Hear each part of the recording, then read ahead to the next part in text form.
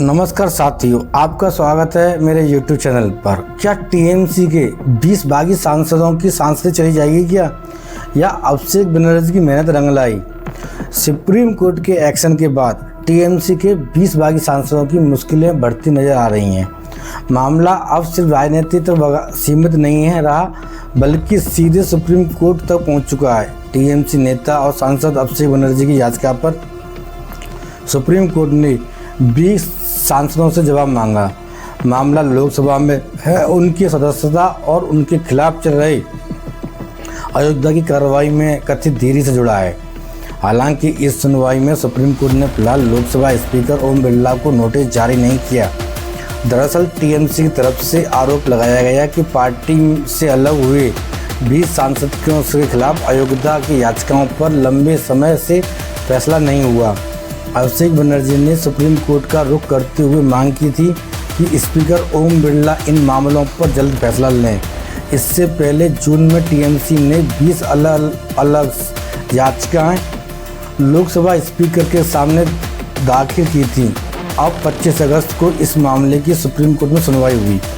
मुख्य न्यायाधीश सूर्यकांत की अध्यक्षता वाली पीठ ने 20 बागी सांसदों को नोटिस जारी किया, उनसे जवाब मांगा और सुनवाई के दौरान सॉलिसिटर जनरल तुषार मेहता ने अदालत को बताया कि लोकसभा स्पीकर की तरफ से इन सांसदों को पहले ही नोटिस जारी किया जा चुका है। इसी आधार पर अदालत ने फैसला किया कि नोटिस जारी करने से परहेज किया गया।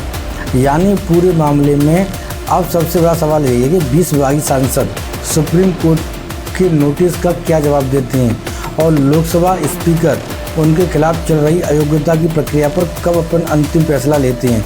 सुप्रीम कोर्ट में दायर याचिका का मुख्य मुद्दा यही है कि स्पीकर के सामने लंबित अयोग्यता की अर्जियों पर समयबद्ध तरीके से निर्णय लिया जाए।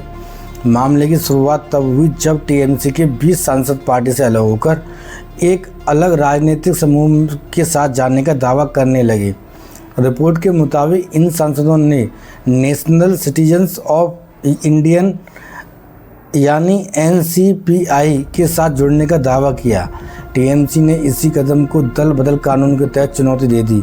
उनकी लोकसभा सदस्यता खत्म करने की मांग की। अब सुप्रीम कोर्ट के नोटिस ने इस राजनीतिक विवाद को नया मोड़ दे दिया है, क्योंकि इससे पहले यह पूरा मामला संसद और लोकसभा स्पीकर के स्तर पर चल रहा था, लेकिन अब देश की शीर्ष अदालत भी इस विवाद की सुनवाई कर रही है।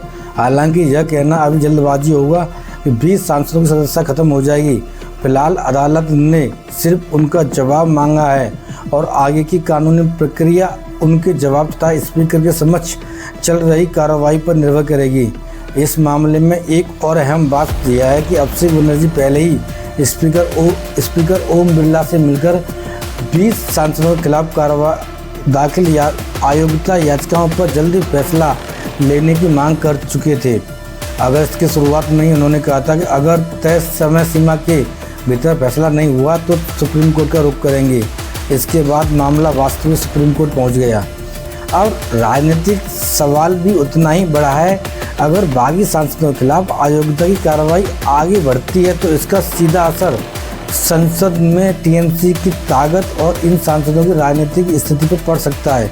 दूसरी तरफ अगर इन सांसदों को अलग समूह के तौर पर मान्यता मिलती है तो बंगाल के राजनीतिक साथ साथ संसद के भीतर इसका असर देखने को मिल सकता है। फिलहाल सुप्रीम कोर्ट के नोटिस के बाद जिन बागी सांसदों के पाले में उन्होंने अदालत के सामने अपना जवाब देना होगा, वहीं लोकसभा स्पीकर के सामने 20 अयोग्यता याचिकाओं पर फैसला लेने की चुनौती बनी हुई है। सुप्रीम कोर्ट ने इस स्तर पर स्पीकर को नोटिस नहीं दिया कि, लेकिन अदालत में उन्हें सुनवाई में ने यह साफ कर दिया कि यह पूरे विवाद अब न्यायिक नज़र की बनी हुई है। तो सबसे बड़ा सवाल यही है कि 20 बागी सांसद सुप्रीम कोर्ट के नोटिस का क्या जवाब देंगे? क्या स्पीकर ओम बिरला जल्दी अयोग्यता याचिकाओं का फैसला करेंगे? क्या बागी सांसदों का अलग समूह के तौर पर दावा कसौटी पर टिक पाएगा? और सबसे अहम, इस पूरे घटनाक्रम का बंगाल की राजनीति और संसद का समीकरण पर क्या असर पड़ेगा? फिलहाल इतना ही साफ है, टीएमसी और उसके बागी सांसदों के बीच शुरू हुआ यह राजनीतिक विवाद अब सुप्रीम कोर्ट तक पहुंच चुका है। आने वाले दिनों में इस मामले में और बड़ी कानूनी राजनीतिक घटनाक्रम देखने को मिल सकती हैं। तो थैंक्स फॉर वॉचिंग मी।